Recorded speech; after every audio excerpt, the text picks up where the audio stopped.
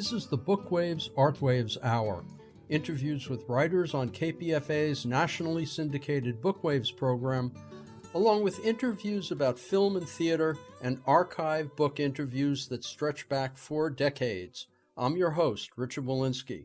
Today we hear an interview with Vauhini Vara. She's a former tech reporter for the Wall Street Journal and a finalist for the Pulitzer Prize for Fiction for her novel The Immortal King Rao. Her new book is titled Searches, Selfhood in the Digital Age, just out in trade paperback. And much of the interview is about the corporate product known as AI. Then we hear the unaired conclusion of a 1995 interview with Pulitzer Prize winning novelist Michael Cunningham. The bulk of the interview aired 2 weeks ago. As usual, you can find updated links and listings to bookstore and live theater venues by clicking on the link at the top of today's Bookwaves Artwaves page at kpfa.org. You can also find a link to the same list by going to the Bay Area Theater podcast page, also at kpfa.org.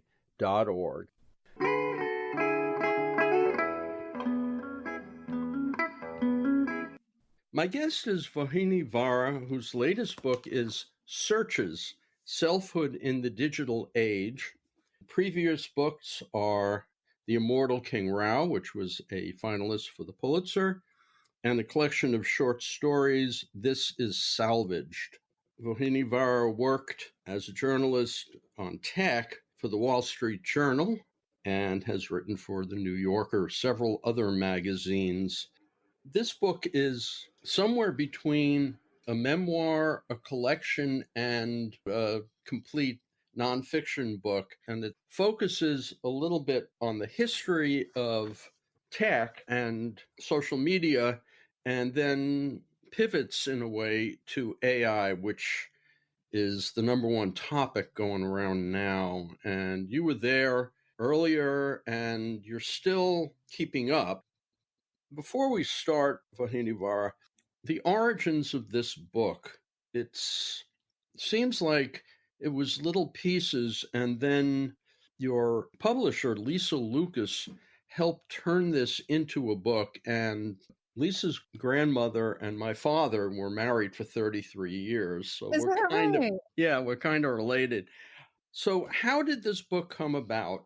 Okay, there you were, finished with your novel, and the short story collection had been put together at that point. How did this book happen? I had written an essay for the New York Times that was made up of my own Google searches over a 10-year period. And what was exciting to me about that essay was that it felt like a form that functioned as a critique of big tech, right? Without saying out loud, this is an essay about how big tech exploits all of the information it has about us. It sort of put on the page all of the information that Google has about me, right? While also showing what I, as a user of the product, find useful and even on some levels moving and interesting about the product and what I'm able to do with it. And I found that exciting, and I found myself sort of increasingly drawn to forms in which I could show the exploitation, enact the exploitation itself through the form in which I was writing, while also enacting my own complicity, right, in that exploitation. So I later wrote this essay, for example, made up of my own Amazon reviews, where by virtue of the essay being made up of my Amazon reviews, I'm acknowledging that I bought all these products on Amazon, and then within the reviews themselves, I'm critiquing Amazon, but also critiquing myself because I'm still buying these products on Amazon. That's how it started. I was writing these little pieces, and I actually sold that book to Lisa, then the publisher of Pantheon, on proposal. So I sold her a book made up of these little experiments. I sent it to her not too long ago, about a year and a half ago, less than that. And her comment to me when she read all those pieces put together was, I think you know what this book is about, what the subtext is of all of these pieces. It was an essay collection then. I think you know what the subtext is, but I don't know if readers will. I think you need more material so that readers understand what the subtext is, what the point is that you're making with these pieces. And that's when the book stopped being an essay collection and turned into the, in some ways, conventional, but also unconventional sort of book length essay in which I am describing memoiristically and journalistically the rise of big tech from the mid 90s to today, and interspersing that more traditionally journalistic and memoiristic investigation with these chapters that are more experimental and use the language of my use of these products. At that point, was that when you decided that you would have the book vetted by AI? Oh God, I would not describe it that way, but I would not use the verb vetted by any means. So I wrote this book, and then when I was finished writing the book, I fed it to ChatGPT 2 chapters at a time, with the goal being to show readers everything that's problematic about ChatGPT, the way in which the product uses rhetoric in a way that's sort of designed to, I would argue, manipulate the user, and the dangers of that. So the reason I would strongly push back against the verb vetted is that suggests that like I was interested in ChatGPT's perspective on my book, right? Which wasn't the case. I was interested in showing readers how ChatGPT functions. And so in the book, if you open the book, you'll see that there's this kind of running dialogue with ChatGPT that spans most of the book, where every 2 chapters, ChatGPT is giving me feedback about the book itself, and that feedback becomes increasingly pointed on its part. Well, what I saw, and the reason I use the term vetted, is not because you were trying to get it vetted, but because it felt like AI was vetting the book from, I put it in quotes, AI's perspective, which was kind of funky because at the same time, you were making it very clear that that was not what you were doing. Yeah, the goal was to show what happens, what these products, the companies behind these products claim that their products can do, how we then interact with the products, and what the products are doing in reality, right? I asked this product, and by the way, I don't think AI products have consciousness. I think what's really being represented when this product is giving me feedback is the perspective of the company behind the product, right? And all of its goals for the product. And so, yes, I was asking this product for feedback on my writing. And in the way in which it responded, hopefully readers pretty quickly start to see everything that's problematic about relying on a AI chatbot created by a big technology company to get feedback on our own human self-expression. Vauhini Vara, you do give a brief history of how social media came to be and your own relationship. Something happened in the past few months, which feels like Zuckerberg, Altman, Bezos all went over to the dark side. And in particular, in the case of Zuckerberg, we're seeing someone who seems to be supporting fascism now, whereas back then, not so much. Same with Altman, both of whom showed up in Saudi Arabia with Trump. So I'd like you to talk a little about your interactions and whether any of this surprised you. It doesn't surprise me. So I first became aware of Facebook in my senior year of college. I was working as an editor at my school paper at Stanford, and this platform called Facebook showed up on campus. We were the third campus where Facebook showed up. And within like a week, it had thousands of users. Everybody was captivated by it, myself included. It was something like we'd never seen before. But what I try to show in the book is the way in which, even from the start, the company was interested in understanding how to take advantage of the information that its users publish on its platform in order to make more money. So what I found interesting was that in 2004, when we were publishing our first articles about Facebook, Mark Zuckerberg was saying things like, my goal is to connect people, similar rhetoric to what he says now. And interestingly, it's not costing us a lot to run this thing. And so I don't think we will start to run advertising anytime soon. Well, shortly thereafter, within a few months, his colleague, his CFO, I think at the time, was in New York giving presentations to advertisers about how they could advertise to individuals using Facebook based on all of these very personal attributes of people, right? Like their political orientation, their sexuality, and so on.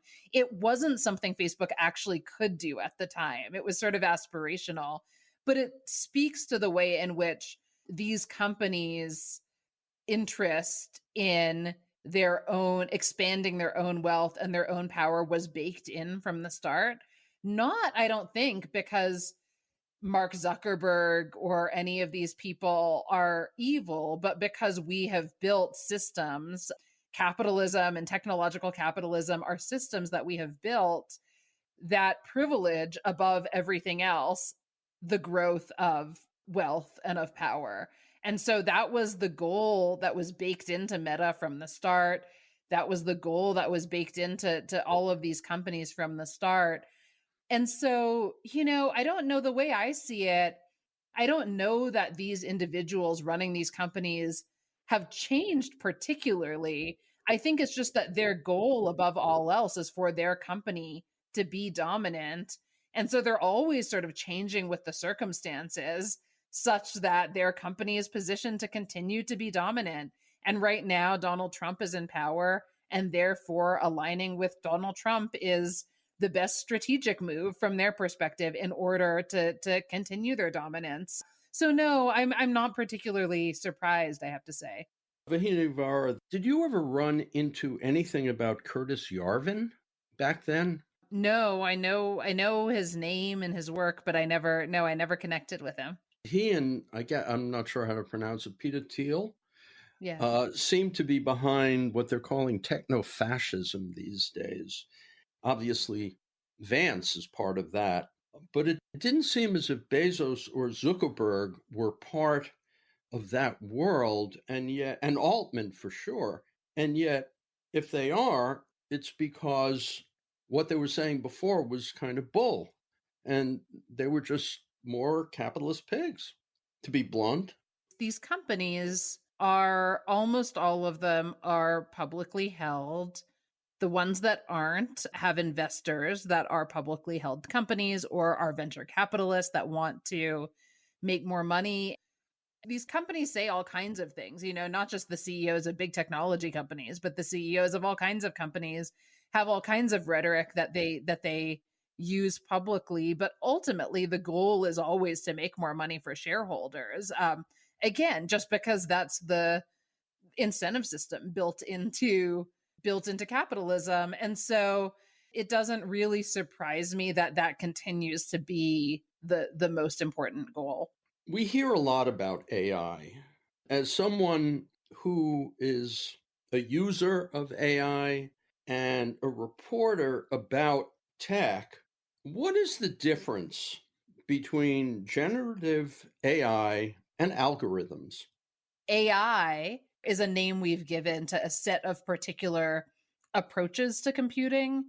And these approaches are algorithmically based. And so the actual technologies have all kinds of different names, right? There's machine learning, there's natural language processing. There are all these different technologies, but researchers, and I think even more than that, companies themselves have found it useful to give them this sort of broad name. So AI is the name that all these technologies have been given. And they're algorithmically based. And so people refer to AI algorithms, but there are all kinds of other algorithms.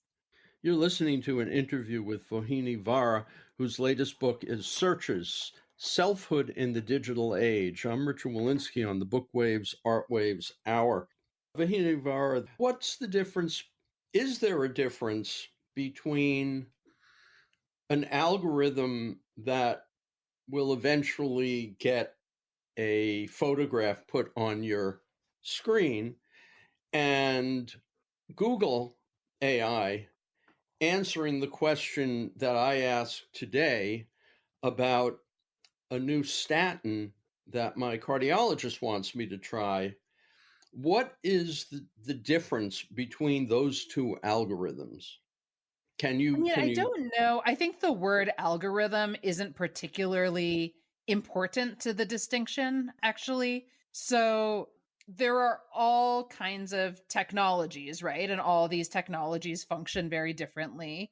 When you ask a question to Google and Gemini is producing an answer, what's happening is that it's generating a particular sequence of words that was statistically predicted.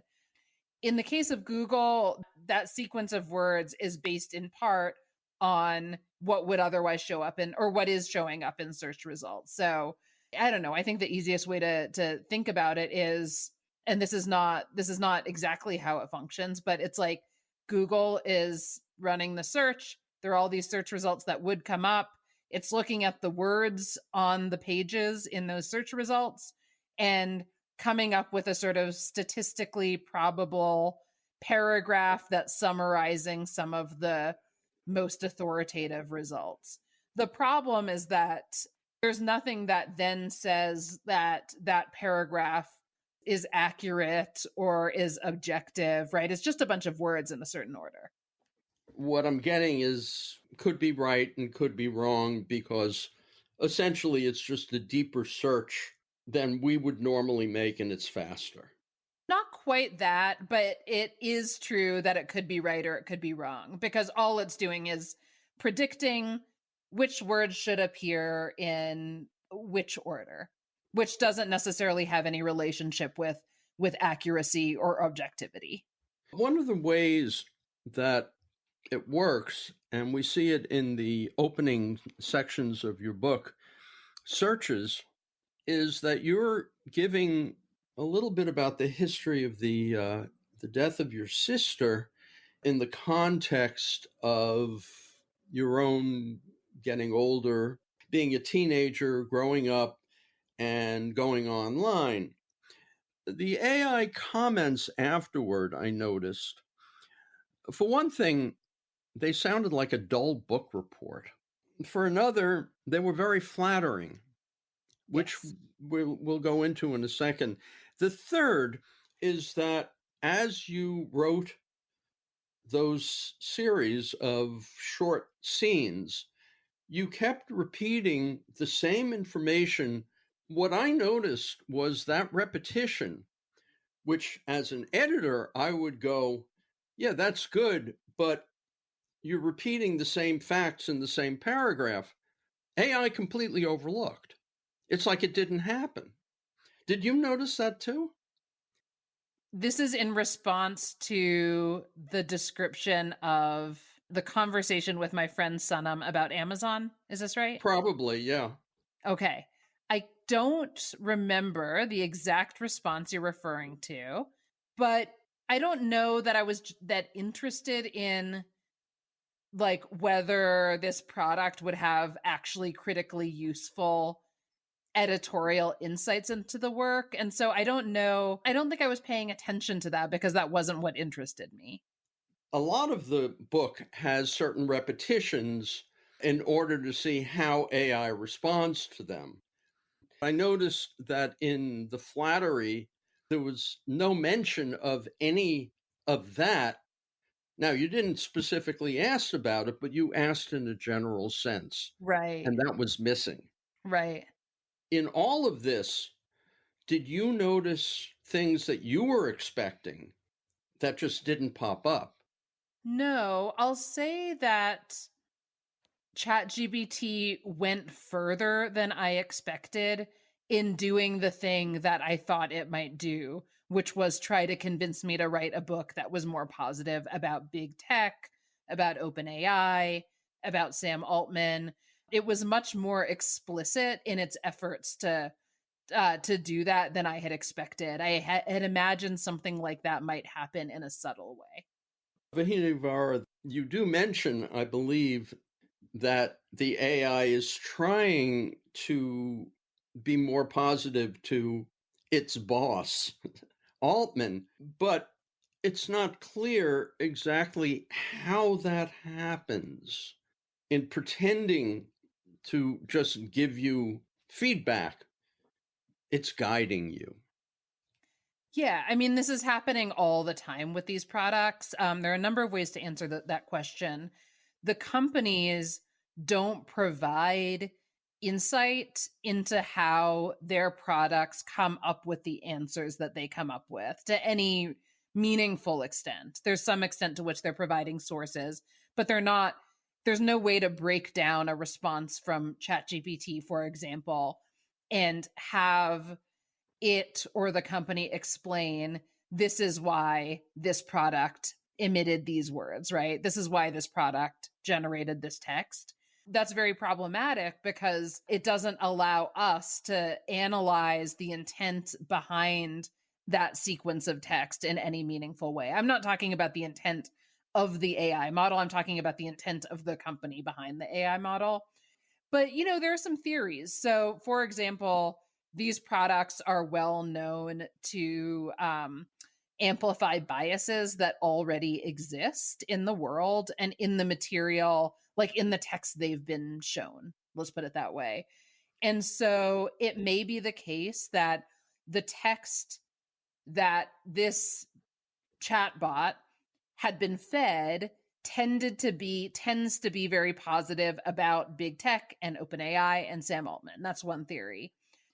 It's possible. The company says explicitly that its product should not attempt to persuade users of anything in particular.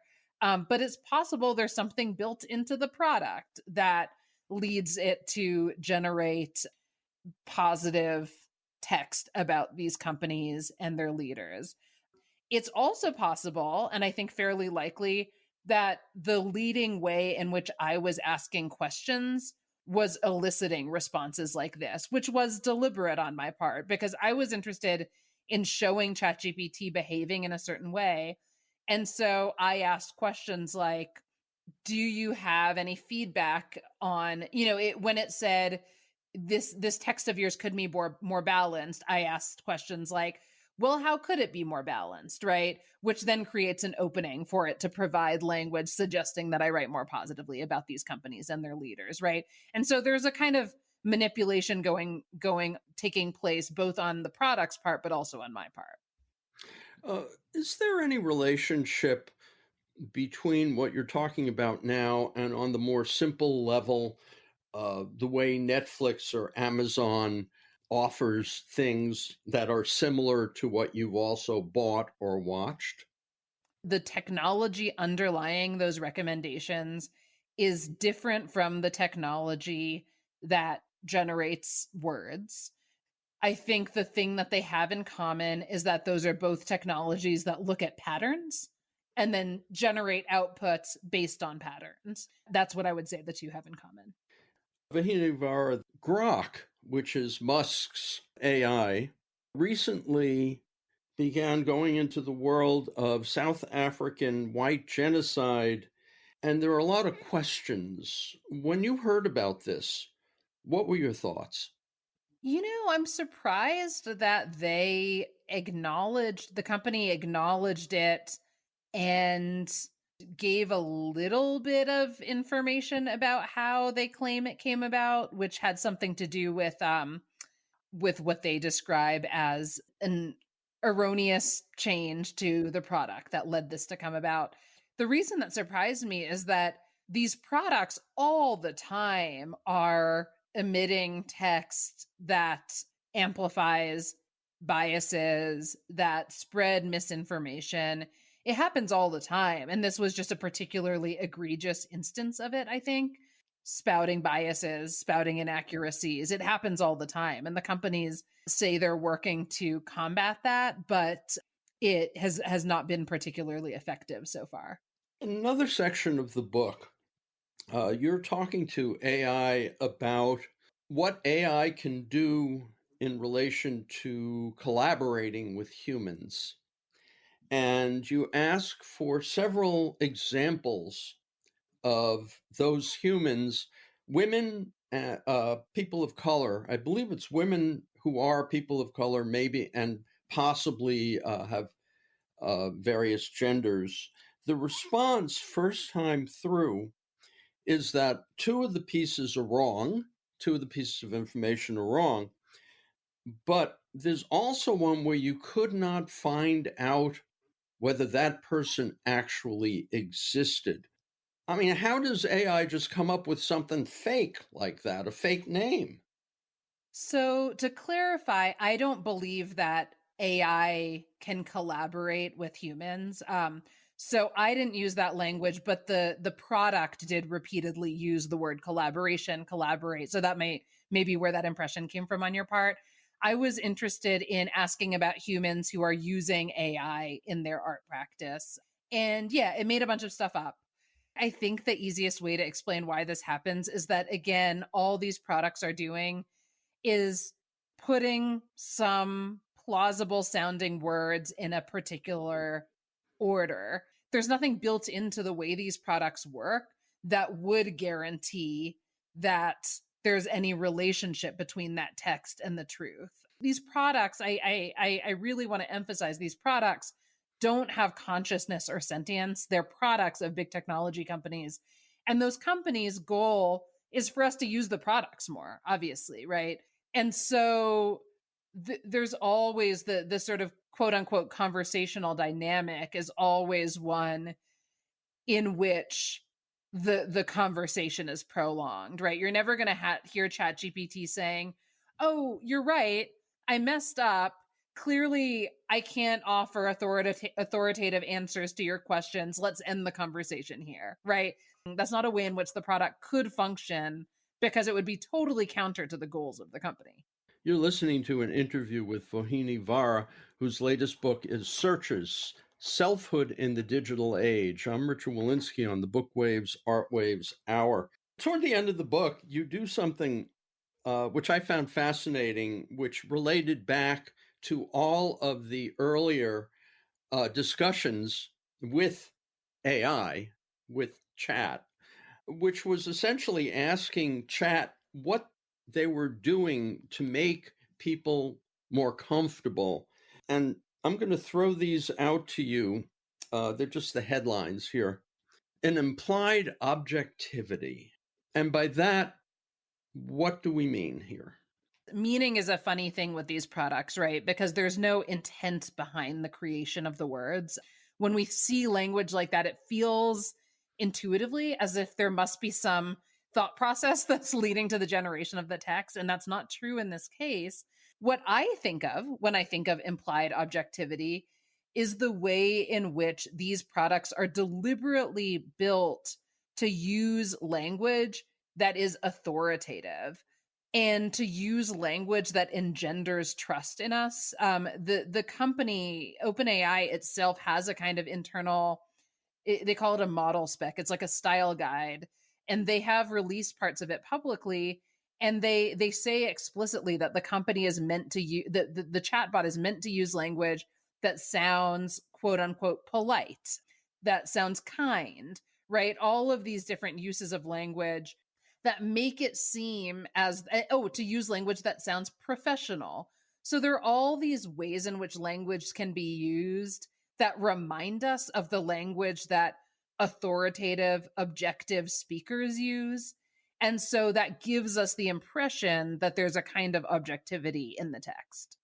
And that would include inclusive language using words like we and our, Yes. though only one side of the discussion is an actual we or our. Exactly. And the other is flattery, which really seemed excessive to me. Yeah.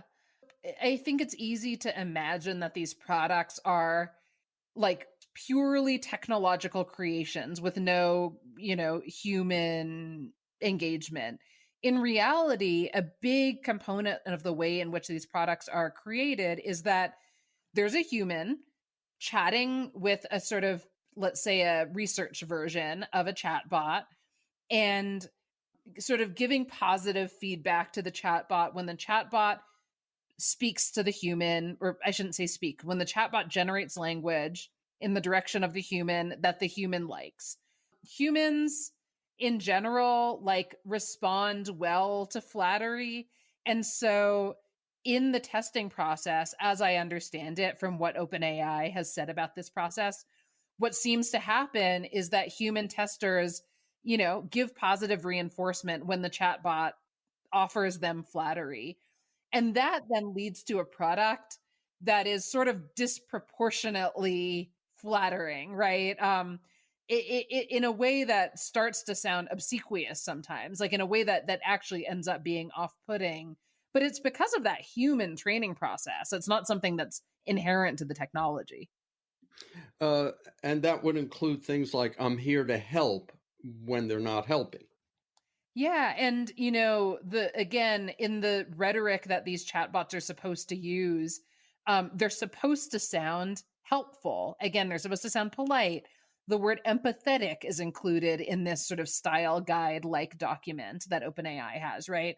So, yes, "I'm here to help" is empathetic sounding language, and it's not something that's inherent to the technology. It's something that OpenAI decided the product should have because that's something that engenders trust in its users. And so people, human beings, human workers, engaged with research versions of these products in order to guide them toward being more likely to produce language that sounds empathetic. For example, like "I'm here to help."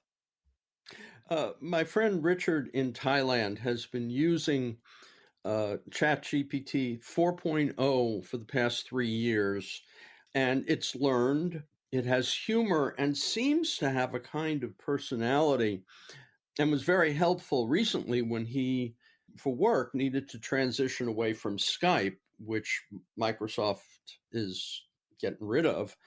What I noticed in talking to him the other day about your book is that he became very defensive about the AI he calls Chad. And I'm starting to think that that's what these companies want. Yeah, I mean, the companies do a lot to make us feel as if their products are human like. It's in their interest for us to feel that way because we're more likely then to trust the product, right? Ultimately, it's a product. All kinds of, this is not some kind of mystical thing. All kinds of companies want their brand to be trusted by their customers, right? It's sort of like marketing 101. And so here's a company that's also trying to get its customers to trust it, but it has this very potent tool, which is a technology that can produce language that gives us the impression that we're talking to something like a human, something that seems to have consciousness. You use the word "seems," which I think is really insightful. I think all of this is an illusion created by the company with a very specific goal in mind, which is for us to use the product.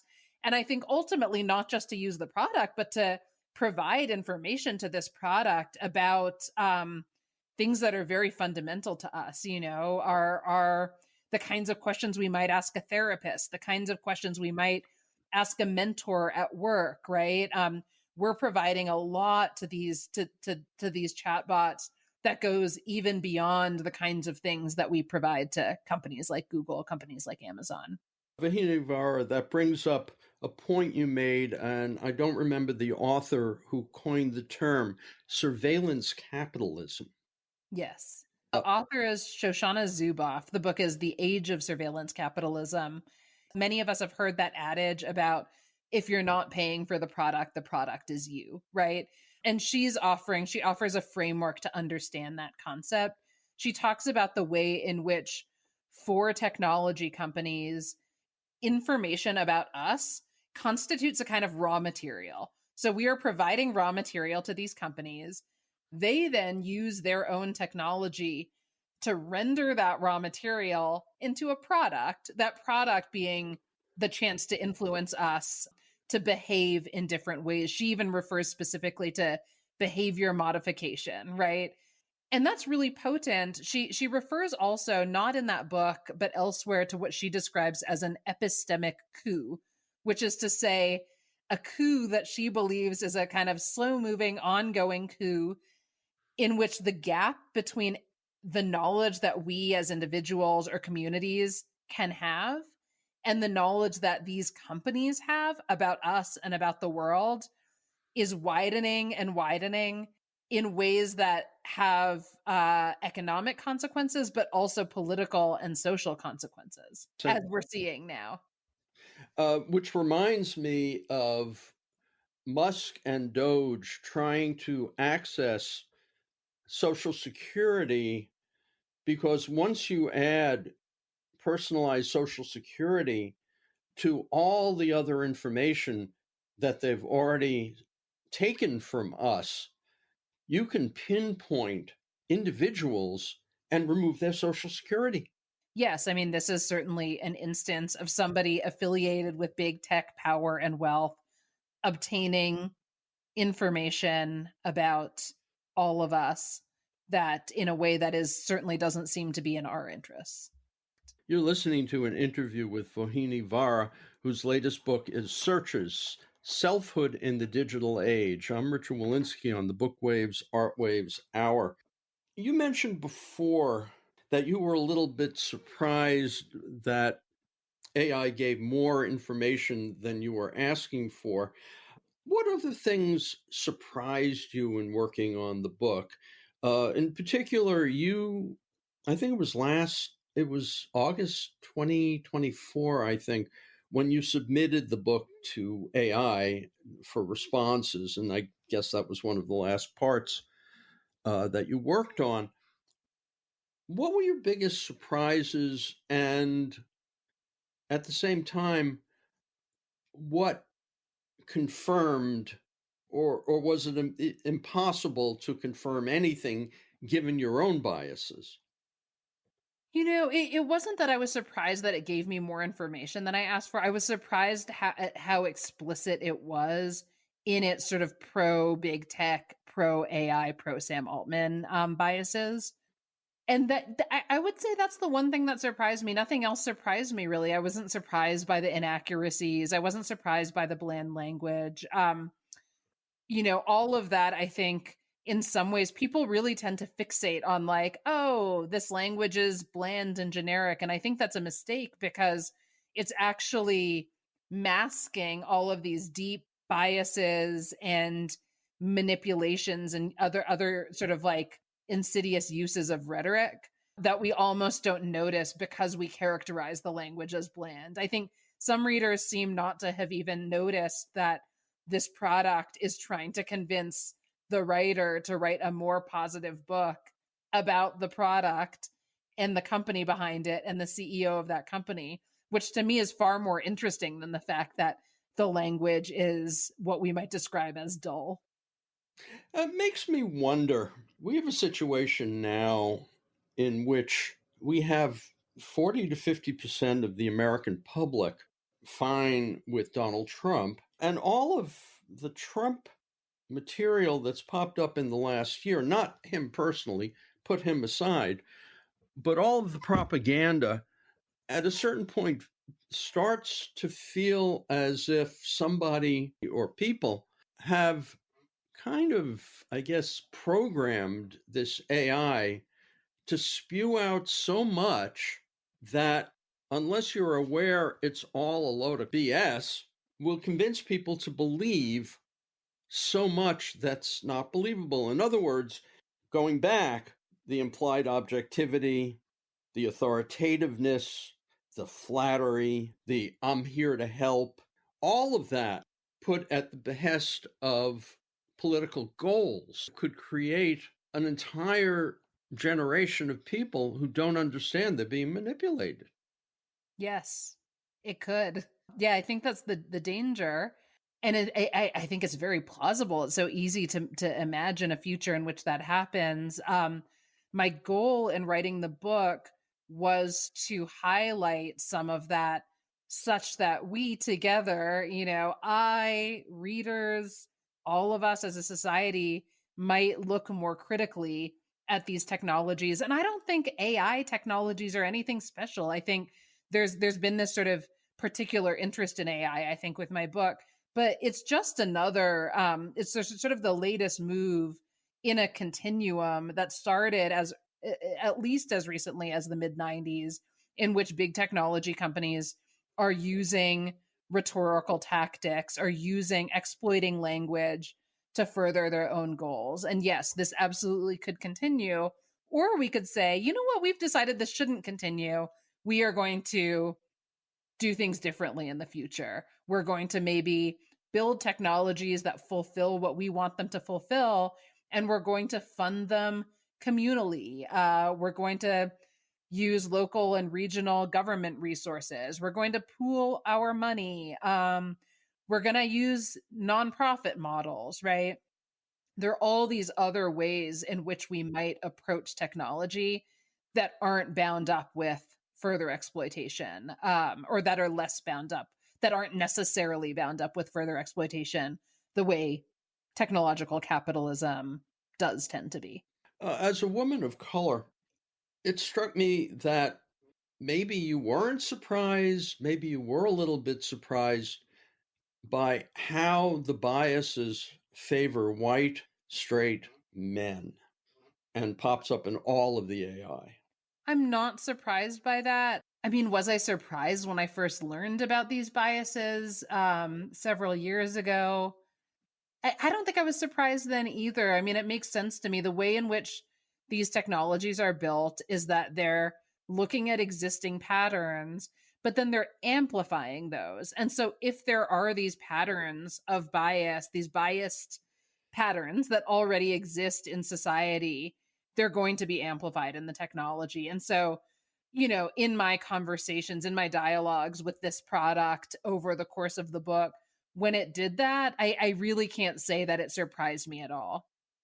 Two other questions. One concerns the story Ghosts, in which you begin to talk about your sister, and in each iteration, AI makes up, in quotes, a fiction that continues. And that story, of course, a popular story, got a lot of credit. In retrospect, looking back on the story from the vantage point of several years later, has your opinion of what you did changed? Does it say anything? Does Ghost say anything to you in 2025 that's different than what it said to you, say, 10 years ago, whenever you wrote it? No, it wasn't that long ago. It was maybe 4 years ago that I wrote it. I think I have become more explicit in talking about the critique that's embedded in that essay. So for me, it was obvious when I published that the point of the essay was that this product was not going to be capable of expressing my story on my behalf. I think what happened as time went on is that as people became more familiar with these products and how they function, they could more easily see the critique that was built into the essay. That said, I think in the book, I'm attempting to do some more explicit writing about what my goals were with that essay in case there are readers for whom that wasn't clear. Two quick questions. Why did you include What Is It Like to Be Alive, which is a series of quotes from people, from women, responding to a variety of questions about what it is to be alive? What was your point in including that particular segment in the book?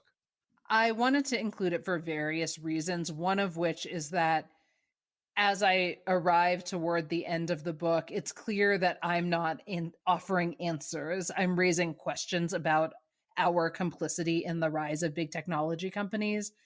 And so I found it useful to use the last chapter to sort of open those questions up more broadly so that I could invite others into the conversation. Because I think ultimately the question about where we go from here has to be a communal conversation. I didn't want it to be me saying, And here are the 5 steps we need to take to arrive at a better future. So that was one goal. But then also, obviously, I intended it for it to be, for all that sort of human language, human self-expression, to be a strong counterpoint to the way in which ChatGPT produces language. It seemed to me that ultimately, with my friend in Thailand, as we spoke and he got defensive, saying, she's trying to trick AI. And I kept saying, no, that's not what the book is about. He eventually said, oh my God, I'm being defensive, and had to rethink what he was thinking about, quote, Chad. And it seems to me that that ultimately is the point of this book. So he didn't like that I was trying to manipulate the product. Well, he kept saying it's so easy to manipulate. That's not what it's here for. It's here to help.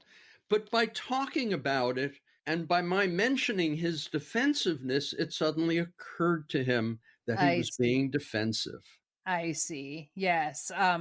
Yeah, I mean the rhetoric that it's here to help is certainly what the companies are interested in having us believe in.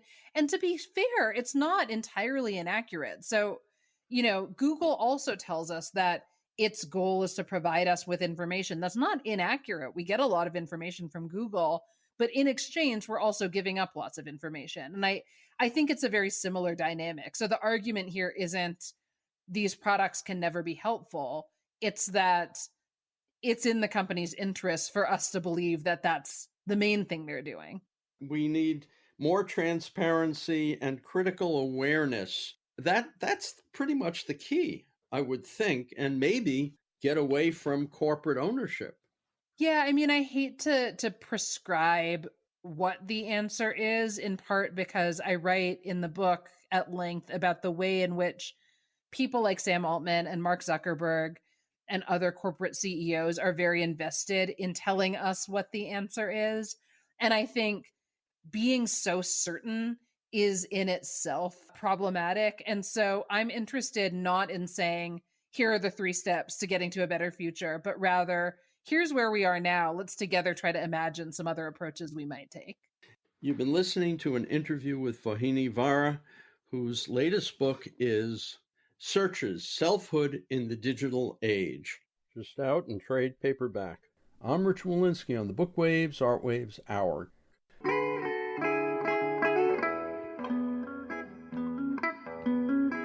2 weeks ago on Bookwaves Artwaves, we heard an interview with Pulitzer Prize winning novelist Michael Cunningham, recorded in the KPFA studios on June 24, 2005, while he was on tour for his novel Specimen Days.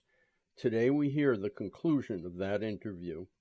You sit with someone like Tony Kushner as being a gay writer who isn't considered writing gay literature or gay theater.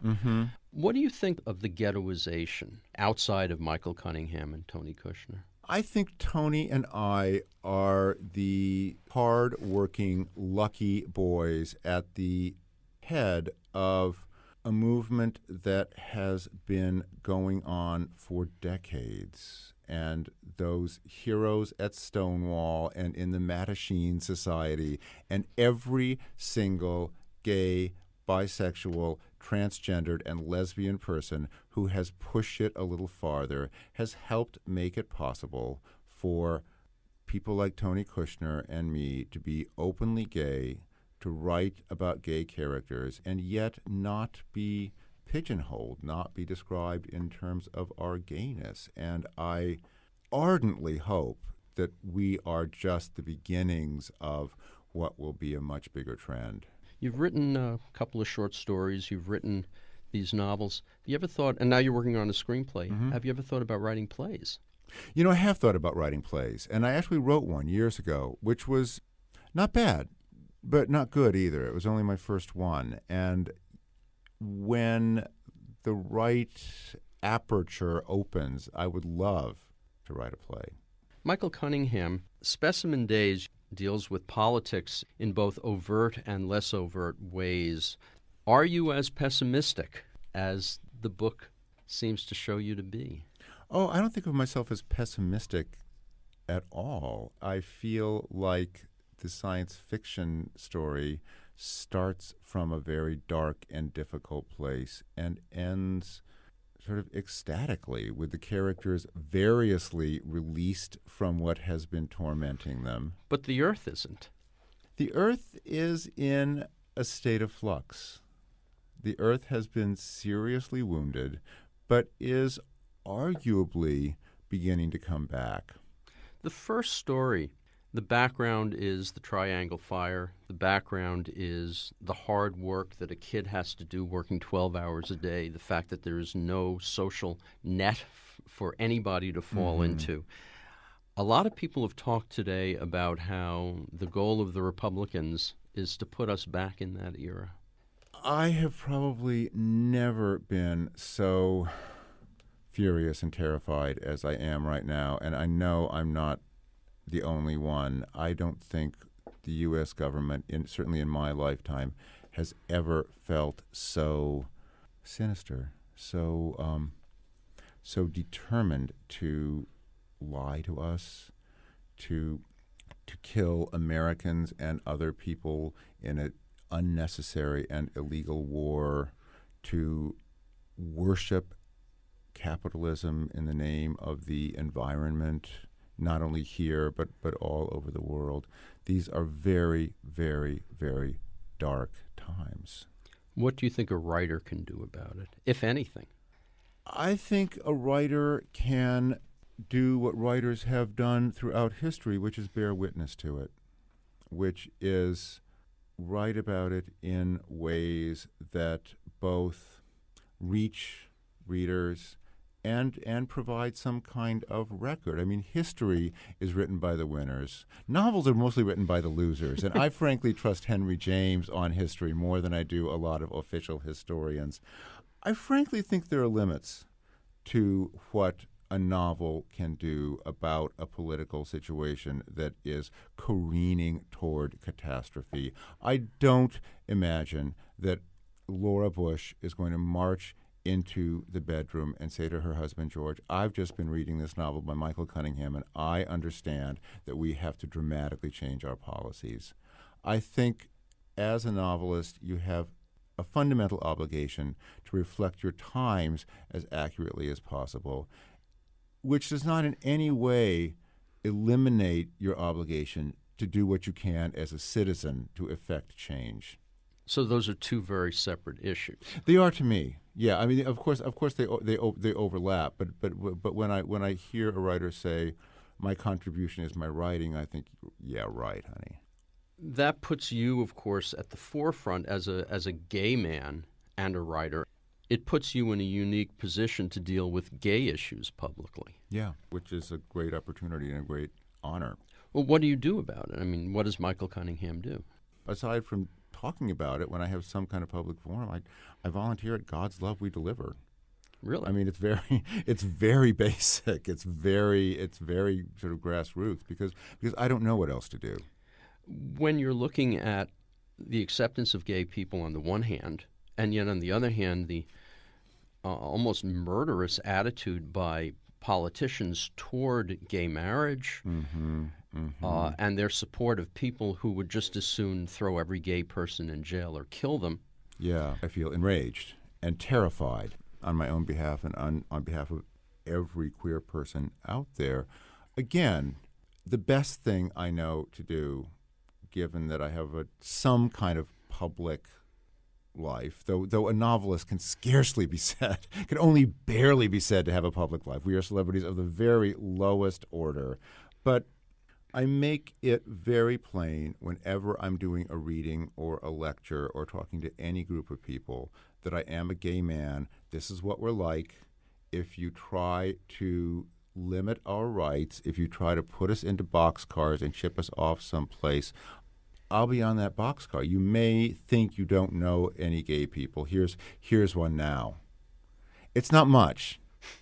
The other thing, of course, is that Stonewall was an example where people finally said no, and it changed society. Yeah.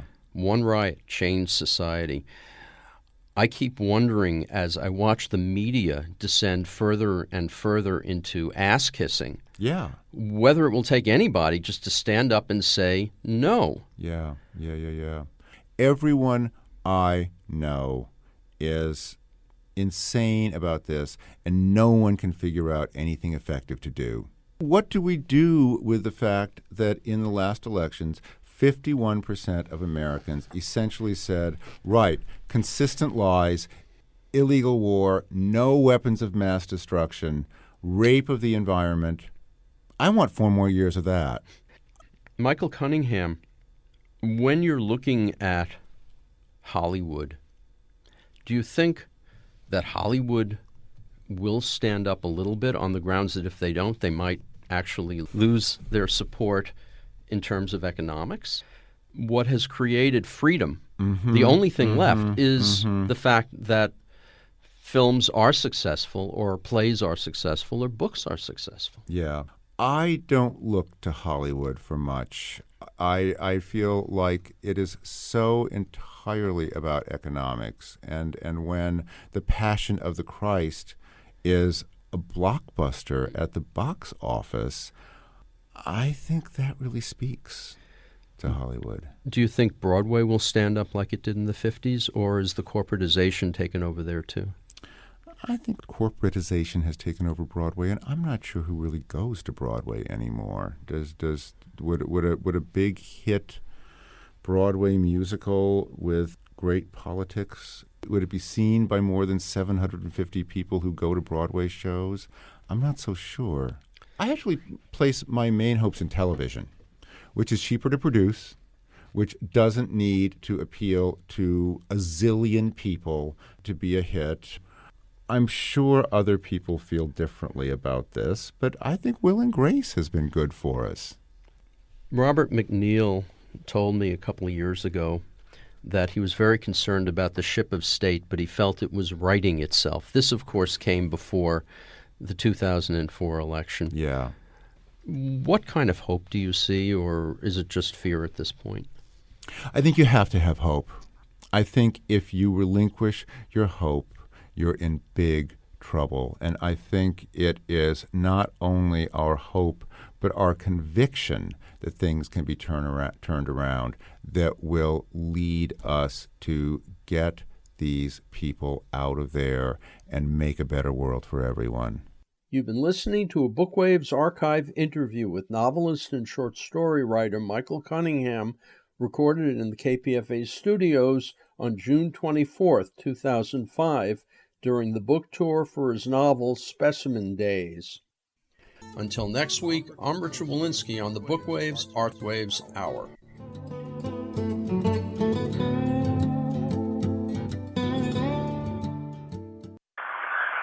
Gather around the wireless, folks. We've got exciting news from the world of radio. Radio Day by the Bay returns to Alameda on Saturday, July 18th. Presented by the California Historical Radio Society, the event features live music, DJs, radio theater, vintage auctions, food, family activities, and free tours of the Radio Central Museum. The day celebrates the history, culture, and continuing impact of radio in the Bay Area and beyond. KPFA will be present, connecting with listeners and community members at the event. Radio Day by the Bay takes place at Radio Central in Alameda and is wheelchair accessible. Additional information is available at chrsradio.org/Radio Day. Broadcasting from the past, present, and future of radio. We'll see you there.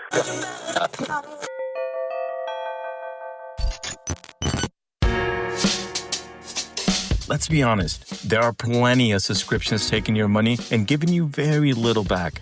KPFA is not one of them. The station is here every day, free, bringing you independent news when it matters most. That only happens because listeners step up as monthly sustainers. A guardian of KPFA means your subscription keeps this station free for everyone, including people who cannot afford to give. Right now, one of the kindest things you can do is help somebody stay informed. Become a guardian at kpfa.org. You can touch that dial if you miss being told what to think. This is 94.1 KPFA, 89.3 KPFB in Berkeley, 88.1 KFCF in Fresno, and online everywhere at kpfa.org.